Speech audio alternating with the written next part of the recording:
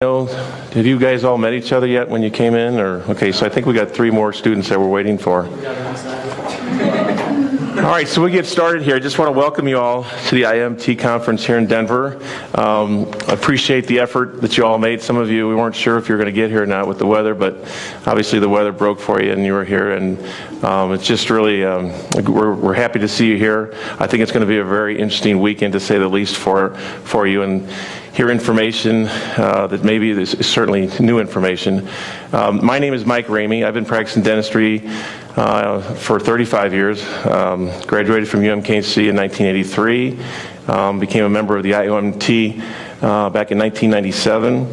And my own personal experience, I'll just tell you, is that I never thought I would be practicing dentistry the way I am today, from the way I got out of dental school. And that's nothing derogatory about dental school, but the things that you can learn after you graduate is just incredible. I'm grateful to the Academy, the way I practice with my patients, not only the mechanical dentistry, but the biological effects that we can have on our patients to help with their health and well-being is just incredible. And that's probably what you'll get a lot out of that this morning. One of the things I want to make sure that I say up front is, we are not here to dictate our position. We're not here to force our opinion. We're not here to tell you, it's our way or the highway. But what we're trying to do is just to give you some information, to educate you, to maybe get you an opportunity to think outside the box, the what ifs. So you go back to dental school, and it's not that, we're the end all and be all. That's not all. But what you'll find is that the Academy is based on science. That's our motto, is show us science.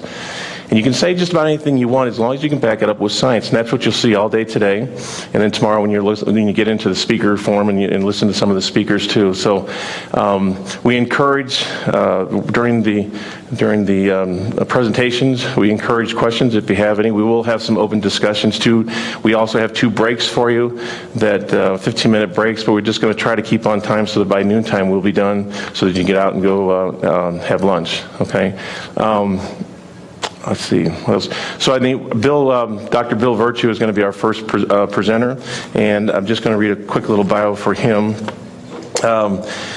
Dr. Bill Virtue is a practicing dentist in Yadkinville, North Carolina. He graduated from Indiana University Dental School in Indianapolis. In 2010, he became board certified as naturopathic physician from the American College of Integrative Medicine and Dentistry. Dr. Virtue was president of the IAOMT in 2012, received his fellowship, and is the current secretary of the IAOMT Executive Council. Dr. Virtue enjoys teaching the Academy's Fundamentals of Biological Dentistry course for the IAOMT, held every Thursday at our meetings. He's also served as a mentor for those in the Academy. So if I can, wait a minute, before we get started, I'm sorry, we just wanted to introduce you guys, and just if we can just go around real quick. We can just start here. What I'd like to do is just your name, what school you're from, and maybe what motivated you to attend this conference this weekend. So if you want to start right here. My name's Jake Ward, BU, graduated in May, I'm DMD 18. I was taking this elective it was called Current Topics in Dentistry, and Dr. Yuko showed up to the amalgam versus composite, and the professors that show up aren't allowed to talk. So I just wondered why she was there, and then I went to talk to her in clinic, and she told me about this, and that's how I got involved. Good. Yes. My name is Sam Moselle. I go to Boston University also. I graduated in May with Jake. Can you close that? Can you close that door? When a patient Door. Can you close the door? Anatomy for removing amalgam, I didn't do it really under safety protocol, and I didn't know what the sanitation. I want more education about it and Good. background on it. Great. Good. Yes. I'm Bailey. I'm actually a dental hygienist. I'm finishing my degree and getting my bachelor's, hoping to teach, graduate in May. I got interested in this when my mom was diagnosed with cancer. Trying to ask me at the door. We can close the door. Yeah, we start. Yeah. Good deal. We're just making a brief introduction. I'm Dr. Greco. I'm a chief dental resident at Staten Island University Hospital in New York. I'm interested in learning more because it's time to shift gears from kind of the residency mentality into basically the broader spectrum of how to provide, more healthy dental care. Excellent. Great. Yes. I'm Morgan Johnson. I go to Tufts Dental. For me, I'm very conscious about my own health, and I feel like in general doctors overprescribe, so it's kind of what motivated me. Good. I'm Katie. I go to Boston University, and Dr. Yuko is our supervising faculty on our clinic floor. I just happen to have a lot of cancellations and just got to talking to her, and so she kind of shared with me about her life and her practice, and then she invited me. Great. Yes. Hi, I'm Molly. I'm actually in the same group practice as Katie, so Dr. Yuko worked with us every day in clinic. And I had the same thing. I had a cancellation, and we started talking about like, my own health stuff, and my family does a lot of naturopathic stuff. So Dr. Yuko has some shadow. Great. Good. Right here.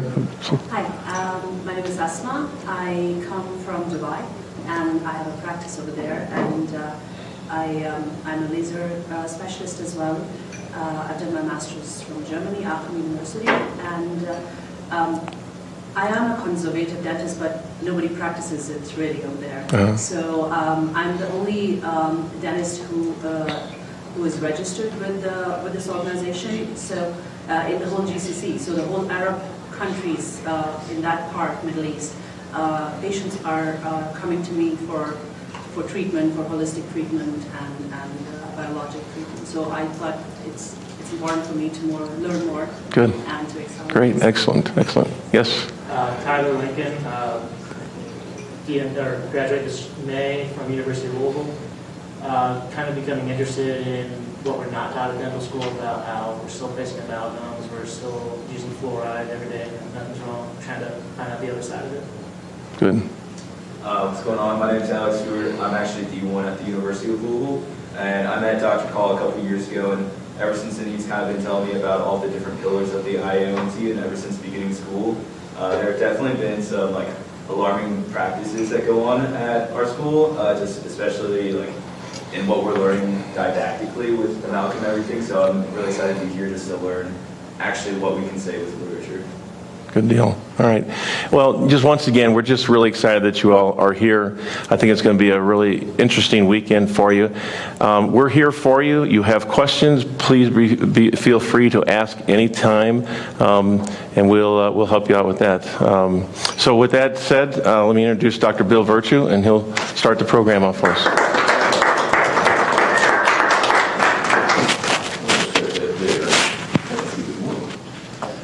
All right. There. Nestor's got you here. Good.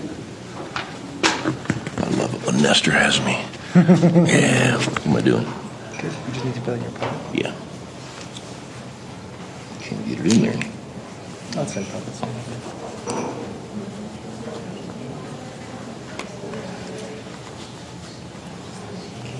I think that's doing it. Let me try this side.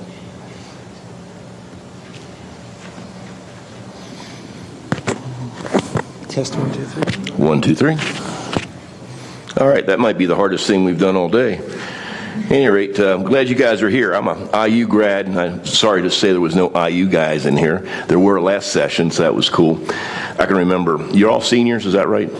Or about there? Yeah, we used to come out from Indianapolis, drive out here this time of year and ski Keystone and Copper Mountain.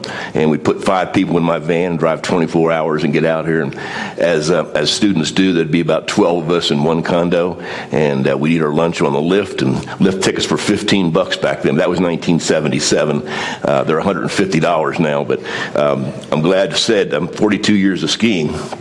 And I came out early and skied, and then came down here to enjoy the meeting. So I'm still at it. But listen, really, really glad you're here. A lot of things have changed. Excuse me, I got a little bit of a dry throat. I'll cough a little bit. But interesting enough, if this were 1979, we wouldn't be here. I had no idea whatsoever about mercury poisoning. I had no idea about the dangers of fluoride. As any good dental school does, they teach what they know to be the truth, and that's what you guys are learning, what they know to be the truth. And there's just different truths out there. So, but I'm glad you're here with an open mind, because it'll change your life as it has mine. I'm not going to read through that. It's been up there a while. You don't need me to, do you, Jack?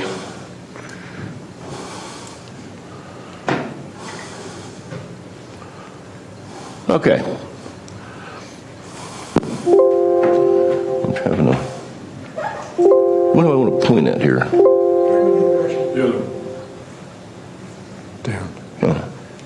Okay. Okay, there we go. I thought I was going the wrong way. Okay, objectives. Learn the relationship of oral cavity to the whole body health. That's something that's not taught in dental school. Understand the following concerns of biological dentists: mercury and other toxic dental materials, oral galvanism, you guys know about that. We did anyway. Safe mercury amalgam removal. What's that, Jeff? Oh, thank you. Thank you. I'm going to put my coffee over there, too. I didn't see that table. I did this yesterday for a couple hours, and I got to coughing a bit. So I don't know if it's just the altitude dryness or what. You'll learn about fluoride, periodontitis, root canals, cavitations, and osteonecrosis, which you've probably heard of, and we call commonly cavitations. So, wait a minute, I'm doing it again. There, I think I got it. Okay, amalgam mercury fillings are often referred to as silver fillings. Composed of 50% of mercury. You guys probably know a lot of this. This is some review. Combination of silver, copper, tin, and zinc created a mixing process referred to as trituration, and a major reason biological dentistry is needed. Now, when I look at a photograph like that, the first thing I do, I'm sorry, I'm having trouble with this. I'm trying to find the pointer. Jack showed it to me. There we go. Okay. These look like reasonably, good amount of mercury fillings. We probably leave them, but generally, when I'm looking at a picture like this, I'm showing the patient's cracks out of here, cracks here, and cracks down through here. Every amalgam filling is going to crack the tooth eventually. That just happens, and that's why you need a crown. That's why you need a root canal in 19, because it gets filled first, and it cracks, and gets filled again and again and again. So if we can prevent children from having mercury fillings in the beginning, we can prevent root canals and crowns later on. So it's a much more conservative approach. Now, glossary of dentistry terms relevant to whole body dental health practices. Mercury-free, do not place mercury fillings. That doesn't mean mercury safe. Mercury safe uses rigorous safety measures to mitigate mercury exposure, such as the IAOMT SMART protocol. What that difference is this: there's a lot of dentists that are out there that like to claim, and they claim that they're mercury safe, but they're not. They claim to be mercury free, but they're not mercury safe, because yes, they remove mercury fillings and don't place them, but they don't use the precautions that we think are necessary to protect the patient from the mercury vapor. Not only the patient, but the dentist and the assistant are sitting there all day. Patient's there for an hour or so. The dentist is there for a long time, so is the assistant, hopefully. So we got to protect the whole team. And biological or biocompatible mercury-free, mercury-safe, and considers the impact of dental materials that go back into the tooth. So not only are we concerned with the mercury vapor coming off when we're removing those fillings, we want to make sure what we put back in those teeth is compatible with the body. And we can do testing to show that. And that's becoming more and more popular. Okay, biological dentistry and the IAOMT. Biological dentistry is not a separate recognized specialty. Maybe someday, but probably never. But it's a thought process and an attitude that can apply to all facets of dental practice and to healthcare in general, to always seek the safest, least toxic way to accomplish the goals of modern dentistry and contemporary healthcare. Okay, these are the founding fathers back in 1984, a long time ago. We still have one of the guys running around here. Dave Reggiani is founding father, and he's here. But these are the guys that actually started it. Now we have over 800 members, 855, Amanda? Was that latest count? I was president 4 years ago, and we had 600 and some. So we're growing, and we're very happy to grow more. Our motto is show me the science. We're just not out there just to tell you this stuff's not safe. We'll show you why it's not safe. We're biocompatible, and we're into education and research. We've got tons of information on our website about fluoride, about mercury, and a lot of other things. We have a different way to approach periodontal disease. So it's going to be a little strange. I've got an associate that's going to start with me April 2nd. She's here. I hope she's in class now. Couldn't find her this morning. But she is amazed. I mean, she's been practicing for 2 years, but last night she went home, instead of going to dinner, she went up to her room to read her notes because she was so amazed with what's going on. So she's just beginning to understand. I will forever be bad at this.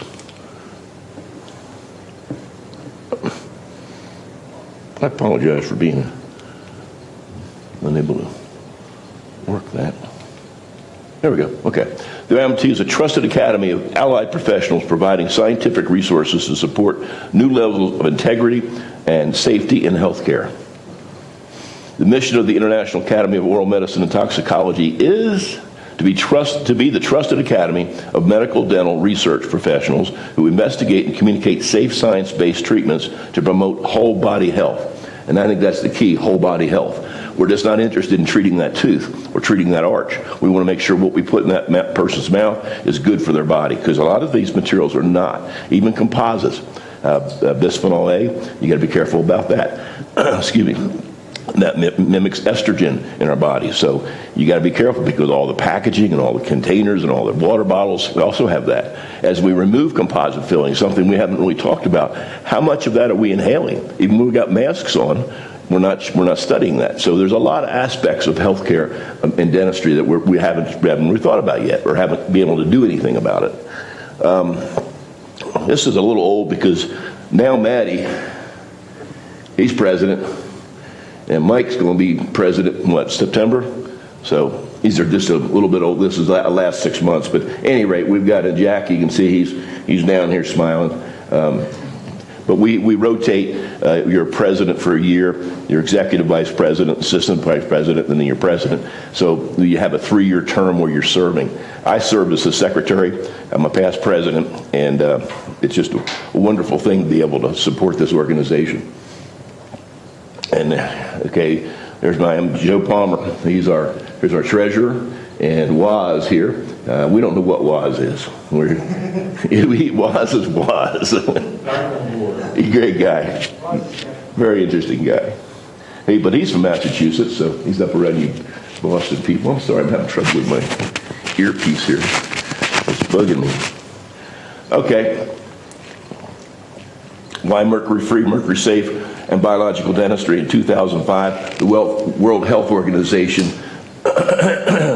in mercury in healthcare reported it may cause harmful effects to the nervous system, digestive, respiratory, immune, and to the kidneys, besides causing lung damage.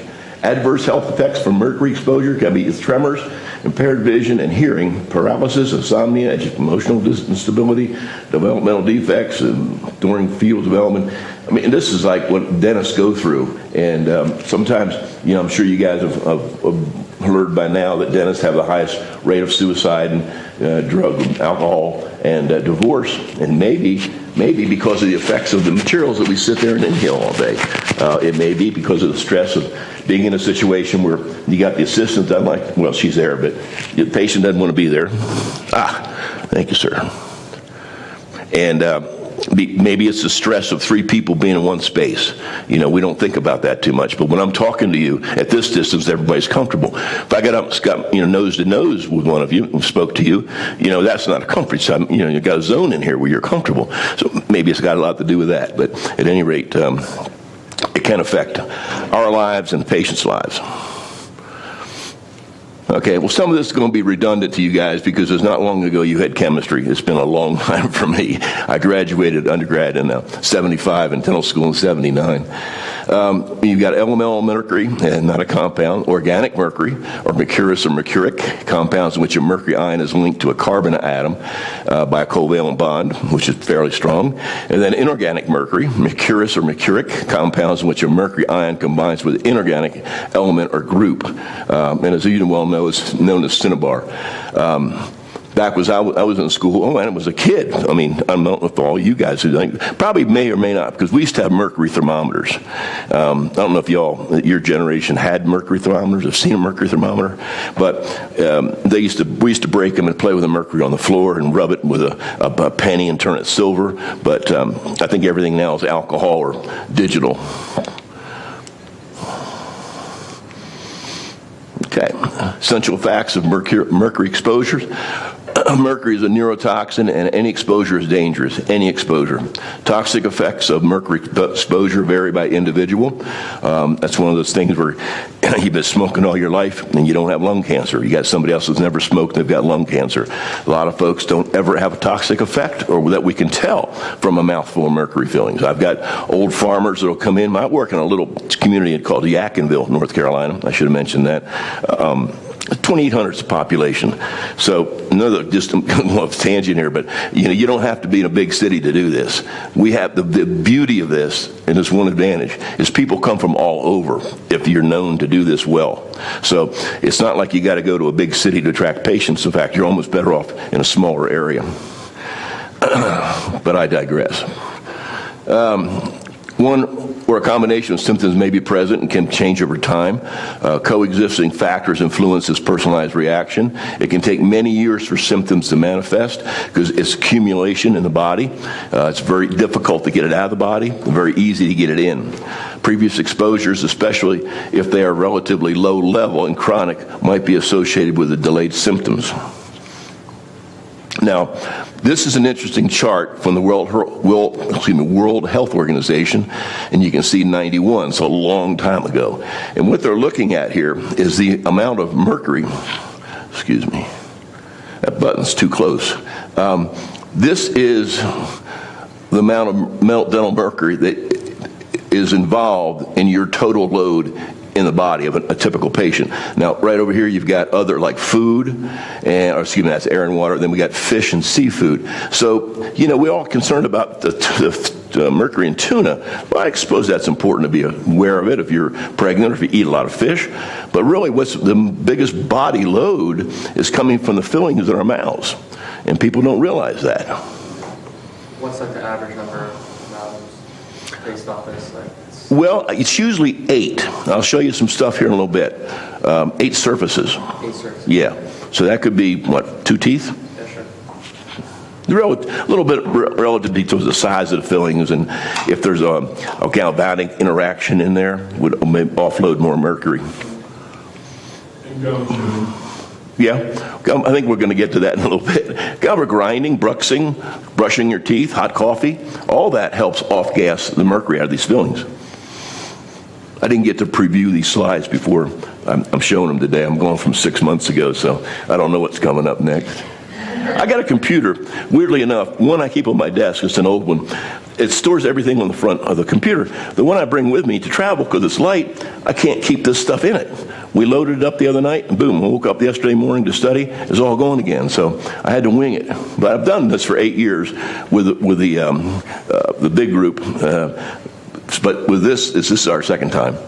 Okay, mercury regulation in the U.S. Some type of regulation, ban, restriction, and or limitation. As an air pollutant, well, we're working on that in power plants, discharge into waterways, levels in drinking water we're concerned about, paper food packaging, guidelines for fish and shellfish consumption, and paints, pesticides. It used to be very common in paints. In fact, it's used a lot as an anti-fouling agent to keep the bugs and the grum off the bottom of your boats. So every couple of years, anybody has an ocean boat, takes it in, gets it scraped in the bottom, and then a new coat of paint, which contains mercury to help keep it from fouling.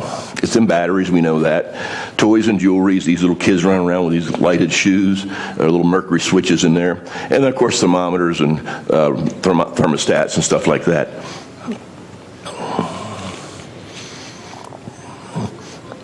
Okay, overview of current allowable uses of mercury in the U.S.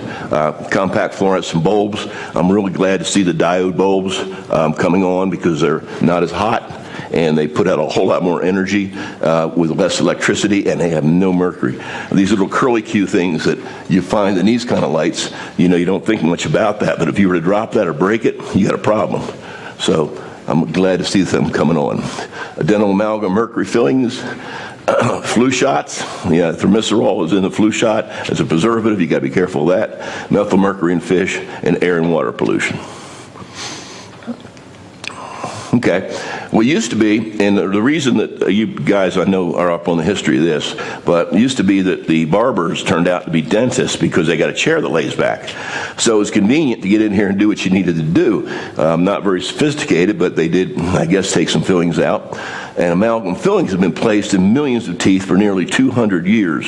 And that sounds kind of weird. You know, if you had a medical procedure that they've been doing for 200 years the same way, you'd have to look at it and go, whoa, I'm not sure. Maybe leeches should be used or bloodletting, which is what they used to do back then. So when you think of these fillings, you got to think, man, there's got to be a better alternative after 200 years. In the 1850s, American Society of Dental Surgeons banned the use of mercury, and that was Baltimore University Dental School. And their group absolutely would not allow mercury fillings to be placed because they had enough knowledge to know that mercury was causing people problems. The pro-mercury faction of dentists founded the American Dental Association in 1859. Now, the difference was that if you wanted to be a member of the American Society of Dental Surgeons, you had to agree not to put mercury fillings in.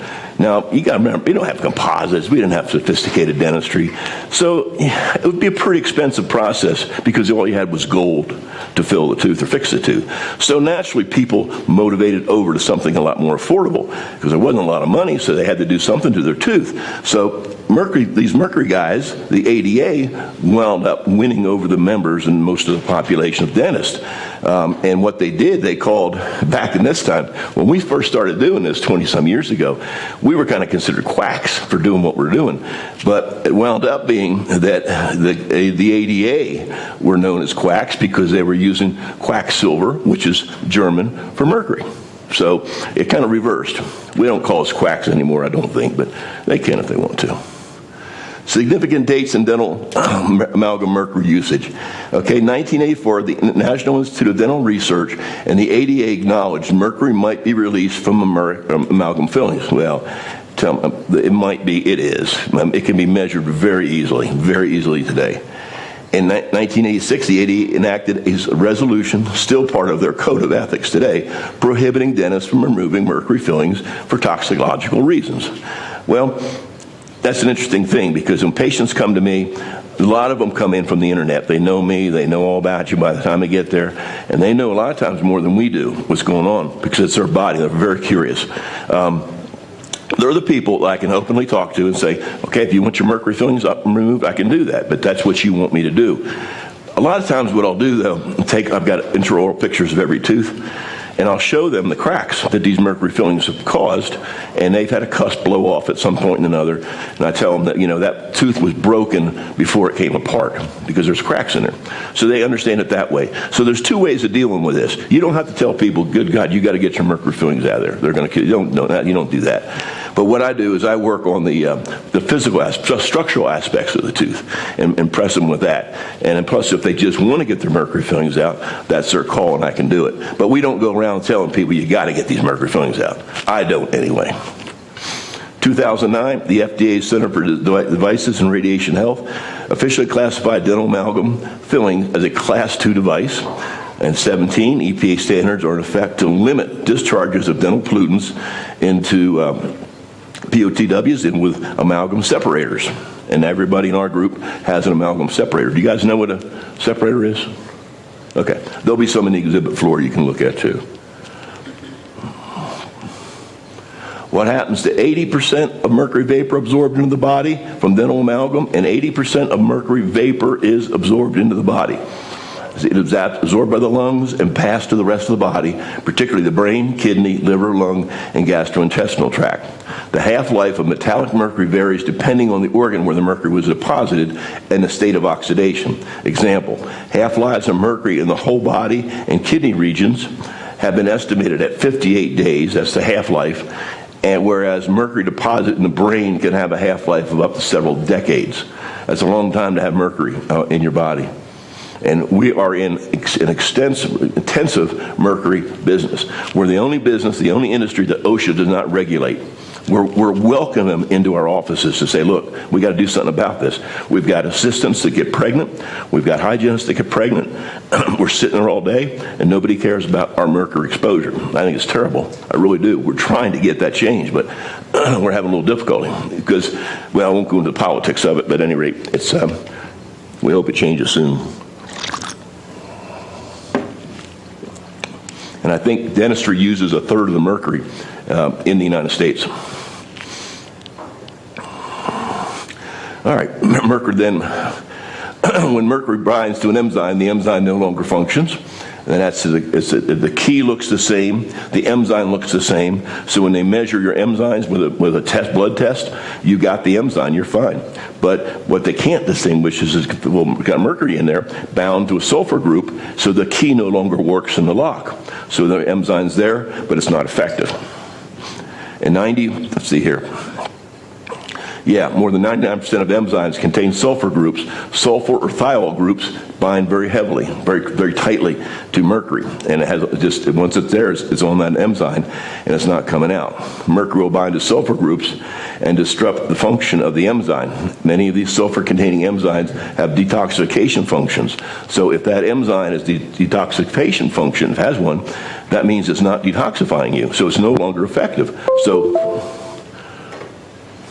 oh, glad I didn't do that. I get these I'm all the time messing up pointers and computers. I'm the least tech guy in the whole room, I can tell you that. Probably the whole building. I got people around me that help me with that stuff, thank God. It just doesn't interest me that much. You guys grew up with it. It's just natural. I get my cell phone, I get, what happened? How do I get back to that page? And I just got a new one too, so I've been playing with that.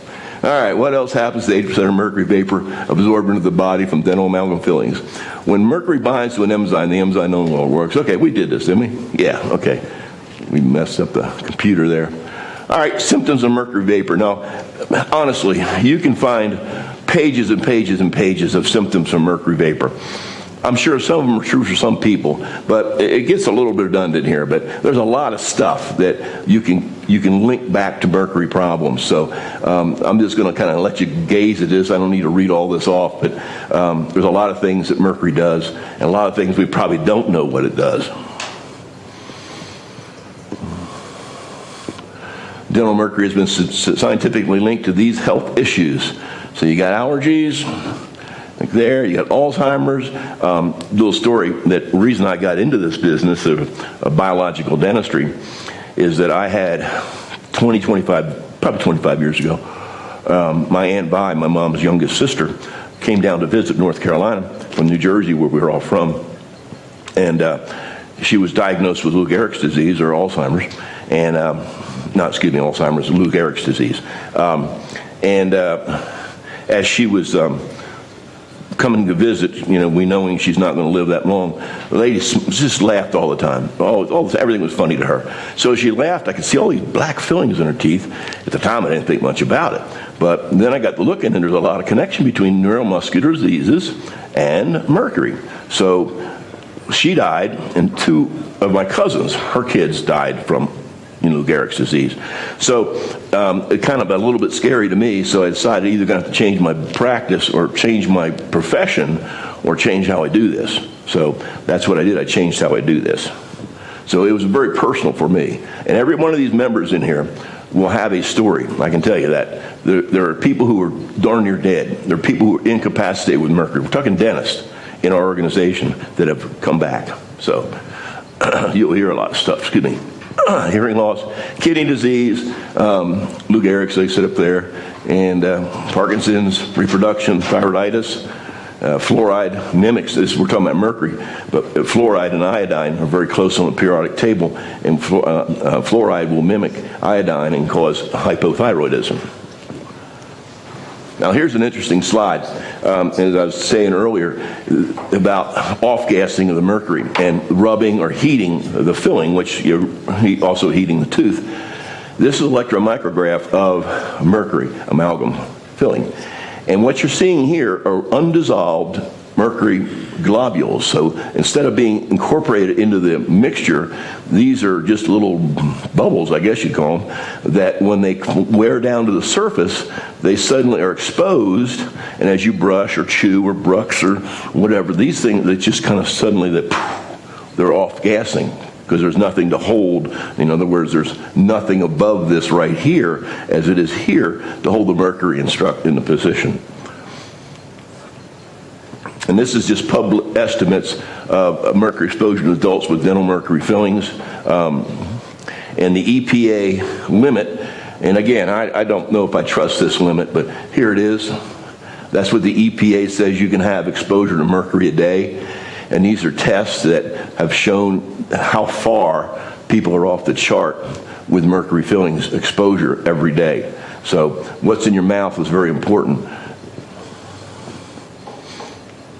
And research published in 2011 by Dr. Richardson, very, very cool guy. He's been in the academy a lot. More than 67 million Americans aged 2 years and older exceed the intake of mercury vapor considered safe by the EPA. 67 million of us.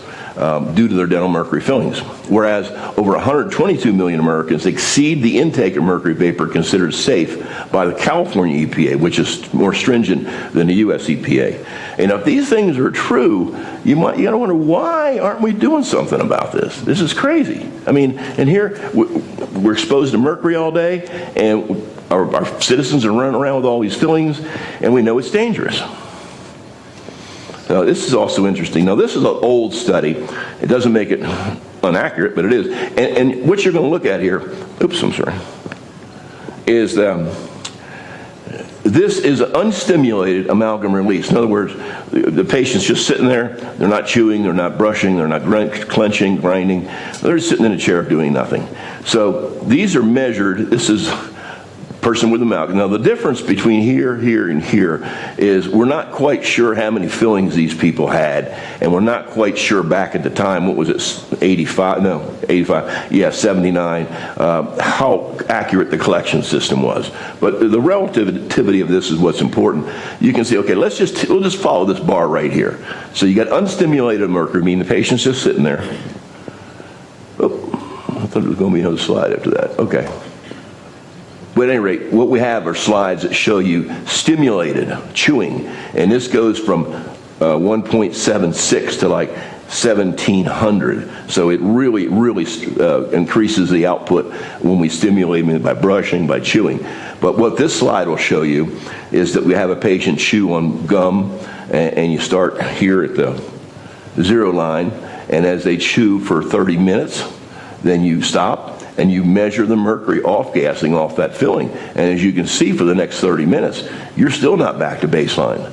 So that's what happens with these. And once the mercury leaves that filling, they crumble, and then generally another mercury filling is replaced with that. Not in our group, but it can be. Okay, this is a real cool slide. This is Dr. Vinny out of Calgary. He did this years ago. But what he did, understand that mercury doesn't have a radioactive isotope, but you have to make it. So what they did, they made a radioactive isotope. They stuck it in this poor, I'm sorry about this, guys. There we go. The button for the laser and the mover is real close. So they put fillings, radioactive mercury fillings, in this sheep's mouth. They waited 28 days, and then what they did is they did a gamma slide of this, and what they were able to do is show where the mercury was deposited. You can see it's in the mouth, but it's also in the liver and the kidneys and the stomach. Now, they got 3 stomachs, so that's why this is looking like that. Now, after showing this, people were saying, wait a minute, that can't be true, because sheep don't chew the same way people do. You know, they kind of are grinders, I guess. And it's like, well, okay, fine, let's do another study. So the next study they did was with a monkey. Did the same thing, same result. You can see it's the jaw, kidneys, intestine, and liver. So what that's showing is if you put this mercury into the body, or into the mouth, it's going to be in the body. There's no two ways about it. You're going to inhale the mercury vapor. You're going to swallow some of it. That's not as big a problem as the inhalation. Remember, when you inhale mercury vapor, 80% is absorbed. That's a large amount. And you guys are more up on oral galvanism than we are. We had it years ago, but I still see, you can see this is a gold crown against a mercury filling. And notice I call these mercury, I'm not calling them amalgams. We just don't. They're mercury filling. If it's 50% of that, if you got a box of cornflakes and it's 50% corn, it's cornflakes. If it's more than 50%, if the rice is in there, you call it what the major ingredient is. So these are mercury fillings. But the problem with it, and I was taught by Ralph Phillips back in Indiana, you never put 2 dissimilar metals together. I see it all the time when I'm taking off old crowns. You're going to find mercury filling underneath there. which is not a good thing. And when you look at amalgam tattoos, we were taught it's because that burr spins so fast, it throws that metal into the gum. That's caused by galvanism. If you see a mercury tattoo, there's a mercury filling underneath that crown. I mean, you can just about guarantee it. You can also measure galvanically for it too. Galvanism, a direct current of electricity, especially when produced by chemical action. You got a wet, warm environment in the mouth. Oral galvanism, electric currents produced by chemical action in the mouth. Dental folks have referred to this for decades, probably longer than that. Individual response to dental mercury exposure is based on personal circumstances such as the number of them, how healthy your mouth is, dental plaque, allergies, prior exposures and conditions, genetic predisposition. Some of us are better secretors than others, and by secretion I mean we get rid of the mercury and heavy metals by sweating in our feces, in our urine, in our hair. Some people don't. Some people it just stays in the body, and that's a lot to do with your genetics. And I don't know if we're going to have time to go into that or not. But at any rate, consumption of milk or alcohol. I probably drink way too much milk. Dental mercury amalgam pregnancy in children, and you can see this. What they're basically saying here is, you don't want to expose anybody to mercury vapor while they're pregnant or nursing. If somebody comes in and it's an emergency, I've got to do something for that patient to get that mercury filling out. Of course, we have all the precautions we can use, but we do a minimal amount of dentistry we can possibly do on a pregnant lady or nursing with mercury filling. And the increased number of material mercury fillings increase levels of in the fetus and in infants. So if mom's got a high rate of mercury, so does the baby, even before they're born. It goes right over the blood-brain barrier. Mercury vapor is not charged, so it can enter the cell. So that's an interesting thing to remember. Number of maternal mercury fillings, and it's in the breast milk. So mom's got a bunch of mercury fillings, the baby's got mercury. So without ever doing a filling on that baby at birth, they contain mercury. Not a good thing. Risk assessment shouldn't. A lot of patients of mine over the years moms have come in, had their mercury removed because they wanted to get pregnant. So it was important to them to make sure there wasn't a situation where the baby would have mercury from mom. Of course, you got to remember too that if dad's got a bunch of mercury fillings, he's off-gassing mercury and speaking. It's like a secondhand smoke. He's sitting there talking. He's exposing you to mercury vapor. Minute amounts, but doesn't take much. Okay, the CAT trials. There are two studies conducted in 97 and 05 used to defend the use of mercury fillings in children. Other researchers demonstrated factors such as long-term genetics, genetic prepositions, and measurement errors should have been taken into account by the CAT. What this basically was saying is that this study was started, it was in Spain, wasn't it, Jack? The CAT trial? There were numerous sites, Portugal. Yeah, okay. And also What they did, they took an orphanage, and these kids, of course, had no choice, and they did experiments by putting composites in mercury, and then they measured them over a period of time. But this is an example of you can prove anything with a study if you already know what you want to do at the end of the study. So what they showed is the mercury vapor didn't bother these kids. It was not really a problem. But when other researchers looked at it and remeasured it in the proper way, it was shown that this truly was a problem for these kids. Okay, genetic predisposition and dental mercury risk. Mercury exposure from dental mercury amalgam threatens people with genetic variants that can interact with response to mercury required. So these are just all the different biological things in our body, different things, polymorphisms, that impact the effect of the mercury on you, and to a large degree how much of it you retain. So that's important. I don't know if this is going to have anything on the... Okay. A January 2000 national news story by Greg Gordon from Clarity News include the following quotes from researchers of some of the genetic studies. 25% to 50% of people have genetic variants, and a lifetime risk of neurological damage. And noted, we're not talking about small risks here, we're talking about big risks. It wasn't long ago that tobacco smoke was considered pretty safe. Now, you guys know from birth it probably wasn't.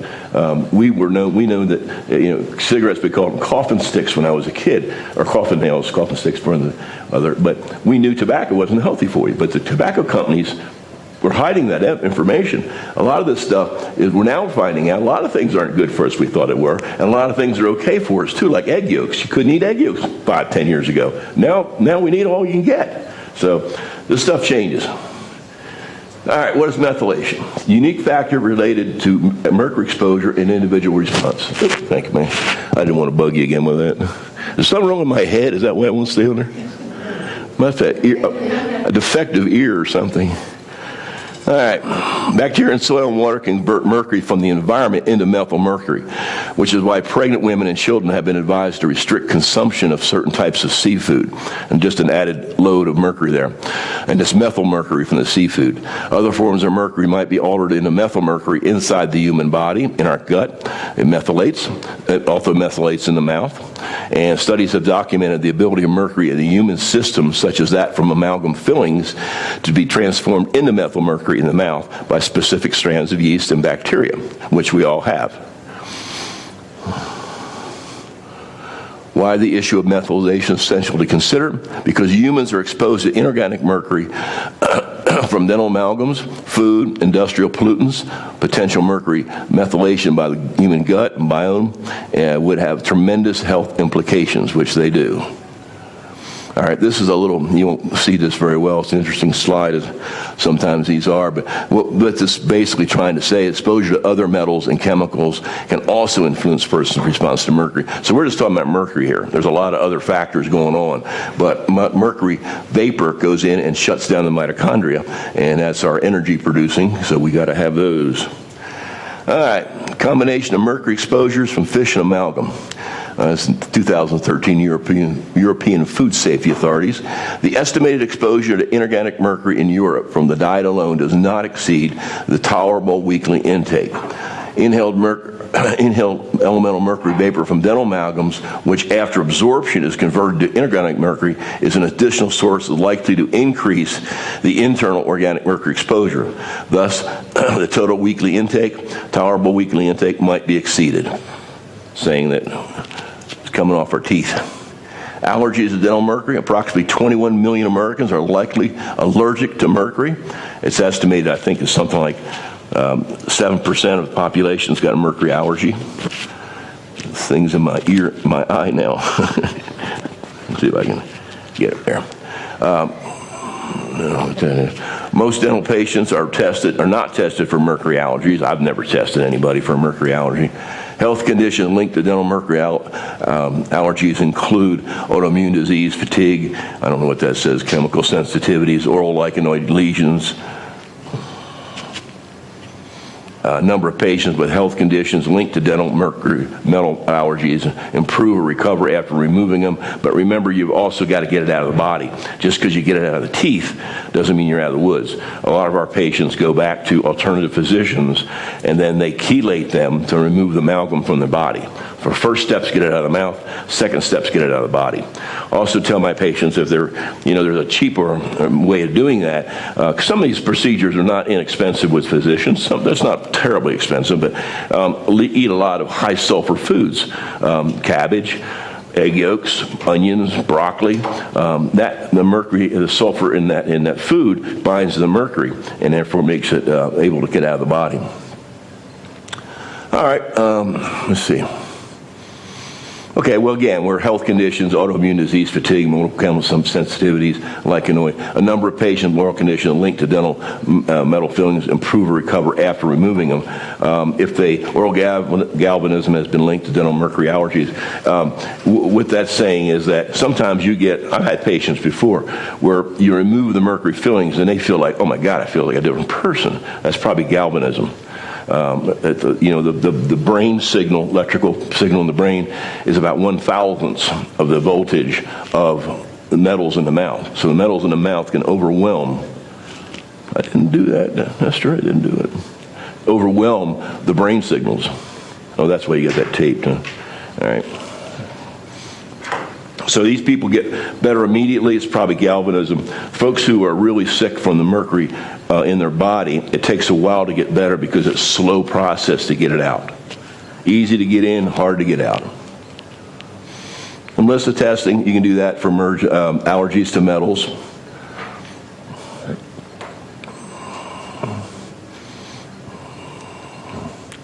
dental biocompatibility testing, patient's blood samples sent to a lab. We do this quite a bit. And what they'll do is spin it down, look at the serum, and then they'll find, you get a report like this, and this isn't very clear, I understand, but there's about, I think we counted 3,500 different dental materials in this book that they get back. So they take a blood sample, spin it down, and then they do testing for the antibody-antigen reaction, and then you'll get a yes or no.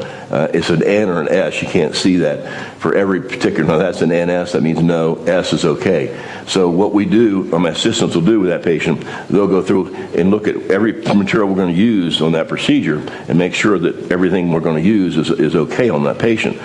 Interestingly enough, the materials we use today, so I'm grateful, 95% of the time they're compatible. Used to be, we had a heck of a time. It could be one etch was okay and the other etch wasn't okay, just different manufacturers. I don't know if it was the dye they put in the etch or what it was, but we do that routinely. Not everybody asks for this. It's about $250. But the patients we have that are serious about getting this stuff out of their body most often will do this. Okay, and then they get a copy too, so they know in the future if they go to another dentist. A lot of patients come in, they come from a couple, 300 miles away. They don't want to come back twice a year to get their teeth cleaned. So they take a copy of this home, so they'll have it, and they'll make sure that it's something, they come back to us if they want, but we got our hygiene department so backed up that I'm glad when they don't come back, actually. Not that they're not welcome. And there's a couple of labs, and you'll meet them downstairs in the exhibit hall. This is Clifford Test, and Jess Clifford, who owns the company, is here. Great guy, really nice guy. All right, important to note, while dentists do not prescribe pharmaceutical drugs, oops, I backed up on me here. Pharmaceutical drugs or supplements for mercury tester and detox. It's important for them to understand tests and protocols. A growing number of patients are seeking out biological dentists to remove the mercury fillings as part of a detoxification program. In some cases, a health care practitioner recommends mercury-free dentistry. What that's kind of getting around to saying is, don't practice medicine without a license. We've had members get in trouble with that. You cannot chelate a patient. That's a physician's job.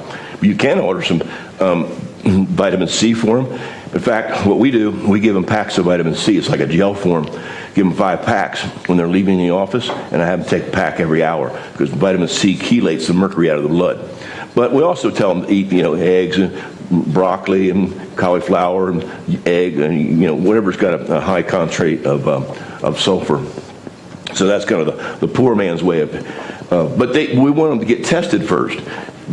So what you can see here, this is a blood test that they've taken, it's a urine test, and they collect urine it's changed. It used to be 12 hours, and now I think it's 6 hours or something, but you just got to read the brochure. But what they do, you take this high sulfur compound tablets, and then you wait, DMPS, and then you wait for whatever prescribed time it is, and you collect urine, I think for like a 6-hour time frame. And then you send a sample of that into this company. And then what they'll do, they determine, you can see here's mercury. You can see it's out here. And mercury and lead are almost always out there on these patients.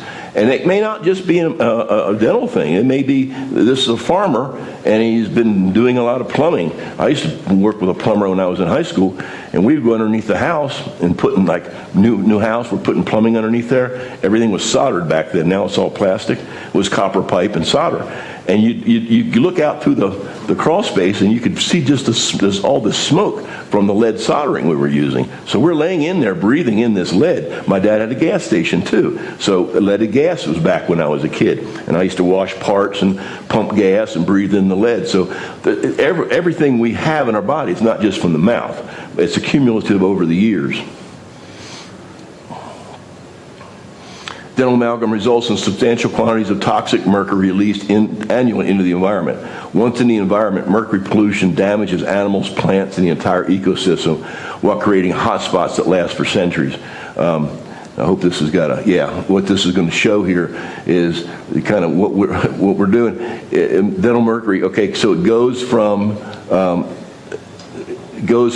our office. Here's the titrating capsules, and they're dumped in the trash. And whatever's left in the trap gets dumped into the sewer system, And when it does, it comes down here and it gets settled out, and then it's used as sludge.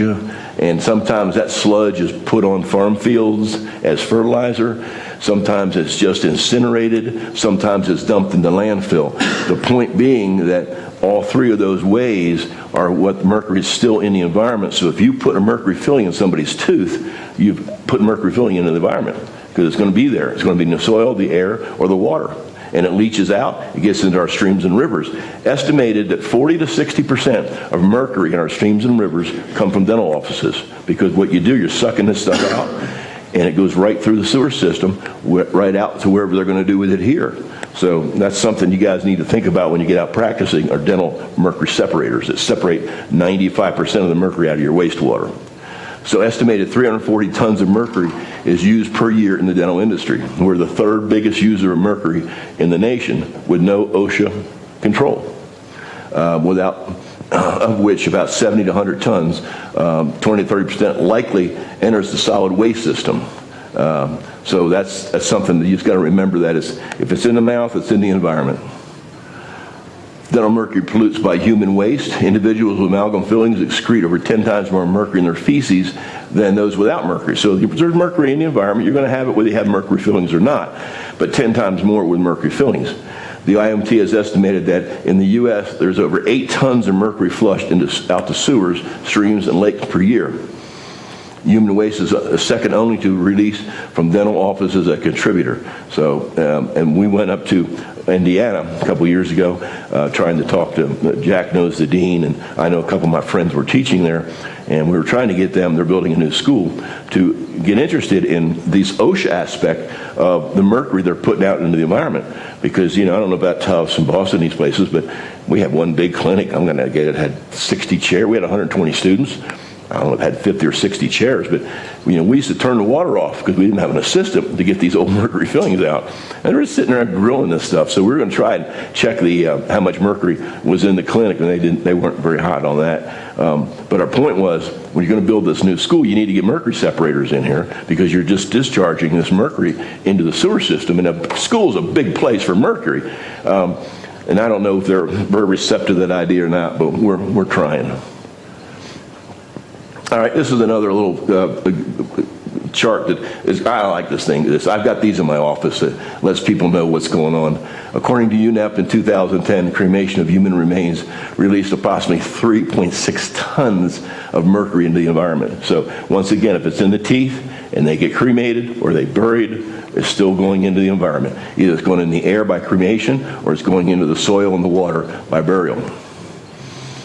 Okay, and what this is showing is that, you know, you've got, this is the person, he's off-gassing as he breathes and exhales, and of course with urination, it's going into the system, defecation is going into the system. If you're in a box, when you go, it's in the soil. If you're cremated, this big plume of mercury is coming out of there. So don't live next to a crematorium. That's the bottom line there. Dental mercury pollutes by vapor. Mercury vapor has been found in air inside and outside dental offices at high levels. This is continuously emitted from dental amalgam fillings into patients' mouths, and that's why we don't have any carpet in our offices. You know, you don't want carpet, you don't want drapes, because that mercury vapor will get in there and stays there. You know, you get it in the flooring, you can't get it out of there. So when you design your offices, make sure you've got a surface that's easily cleaned. Mercury vapor released to the atmosphere from dental vacuums can be substantial and exceed human exposure limits. So this is stuff that you don't normally think about unless you realize it is toxic.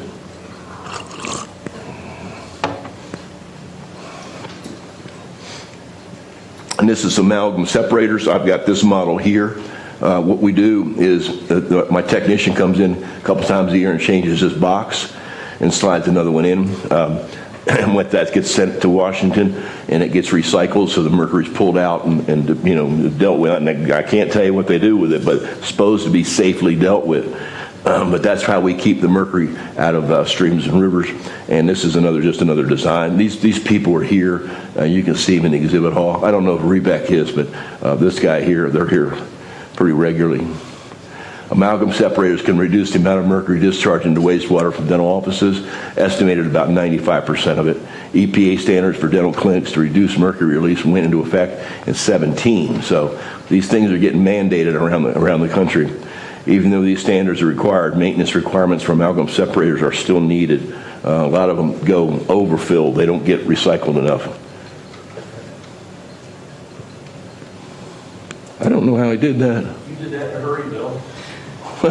So we finished a little bit earlier. We were planning on taking a break around 9:30. Oh. It's like 10 after. So yeah, open up for questions. Anything? I speak fast. And then, like I say, we'll take a break around 9:30. Be back at 9:45. Yes. So you talked about how it's like easy to get in, hard to leave. But the patient who's had these amalgam fillings for so long, like say they have like a. What do you want to do, Jack? We'll get it. Okay. So how about 5 minutes of any questions? We're going to start your break at 9:15. We'll start back here at 9:30. Okay. And then Dr. Call's going to start. He needs a little bit more time. He wants a little more time. So I got more slides. yeah. So, any questions? Anything to do? So yeah, you mentioned how it's easy to get in the body, hard to leave. A person who's had so many, like, say a bunch of amalgam fillings throughout their life and had them for like a really long time, can you ever get them back to like a normal level through the chelation therapy? Or not a normal level, but get it out of there? Yeah, probably. You know, the thing is, you'll never get it to zero. Yeah. And what happens is once these patients have initial check with the Clifford test, then the physician starts working with them, and then they check them again after a period of time. But I've never had anybody be on it like for forever. They keep getting tested. Usually once they see that it's at what you consider a normal level, I don't know what normal is, but you saw that bar chart, once they're over far to the left, then it kind of becomes, they don't deal with it as much anymore. Thank you, sir. I appreciate that. So to answer your question, I don't know. You know, I don't know if you could ever get it to zero. Because you're... That's the whole point of not putting it in the first place. Yeah. You know, if you have an amalgam from the mold for a year, it'll take you 20, 30 years to try to get it. Yeah, it gets in. It's very hard to get out. Yeah, pituitary in the brain is one of the most difficult places to get it out, and that settles in there quite frequently. So, anything else? Yes, sir. Like, I remember you put up the big chart with like the dozens of all the like the possible symptoms. Mhm. How does it get diagnosed? What's the most common, like, how do you diagnose someone with mercury Physician, poisoning? well, the physician does. Yeah. You gotta miss it all the time, right? My job is just to get it out of the teeth and let the physicians heal the rest of them. But So like, do you have like a number on how many like mercury poisoning cases there are per year? well, it's a relative thing. It's 0 to 100. I mean, you could be mercury poisoned, you don't have a lot of symptoms, but you can also have a lot of symptoms with a relatively low amount of mercury. Everybody reacts differently to it. But like in terms of number of cases per year, documented cases? I don't know. Any but Jack or you guys? Nobody's published. No. I mean, there's been, a lot of it is just trying to connect the dots to get to what you're talking about. And there's different publications that do different things, but as far as like some epidemiologic studies, there's been a little dabbling with that to try to get a sense on how big the problem. You know, like the one slide that showed all those millions of people that exceed this so-called safe limit. And depending on what standard you use, you know, US EPA or California. You know, don't live in California because you're going to be more likely to exceed the limit. You'll see you're arguing about limits, but yeah, there's no direct answer to that as far as how common it is. And one of the problems is that it's so hard to diagnose. That's us. Yeah, And what are the diagnostic criteria? And that's one reason why the issue is so controversial, because there's not a lot of good standards. And it just hasn't been really researched as much as it should be. Yeah. If you think of what mercury is, it's an immune toxin and a neurotoxin. So we have all these autoimmune diseases, and we have all these neurological diseases, but how do you associate that back to mercury? You can't, because unless you're looking for it, what tests do you do? So if someone's got, like his aunt has Lou Gehrig's disease, ALS, no one's looking for mercury. You're looking at something damaging this or something damaging that, but no one's looking back to see what mercury is an immune toxin and a neurotoxin. So all you have to think about, what issues do we have in society? Sometimes it's a diagnosis by elimination. Yeah. All the other possible things out there. If you've eliminated those, then what's left? Yes. So the office that we shadowed in, they said a lot of their patients have autoimmune diseases and they come in after they've tried a ton of other things. How do they get that information? Is it more often through self-research, or is it from the physician saying, we've tried all of these things and this might be an option? Usually they're not hearing that, at least from a traditional physician. Yeah.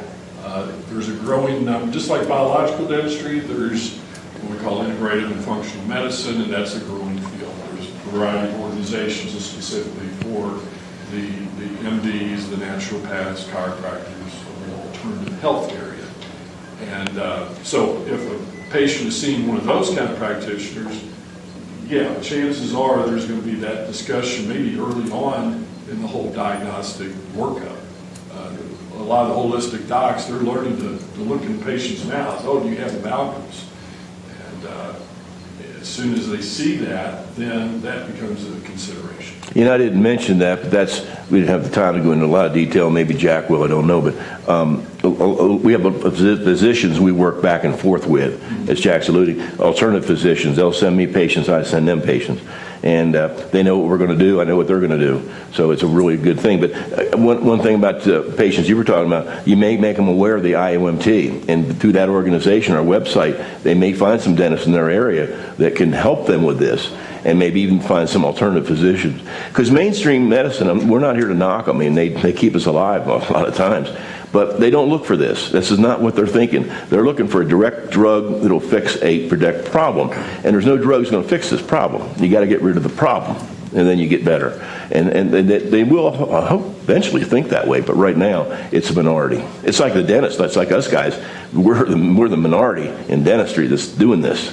You know, more and more. When I was president, did I mention that we had 600 members? Now we get 855. So we're growing, and we got international chapters too, which is interesting. You're going to find that patients that are sick, looking for how to get better, they'll go to a physician. Doesn't have to physician. Yeah. So many of these people have seen 15, 20 physicians, specialists, with no change in their medical condition. So that's where they now go to the alternative medical side. It's all that's left of them.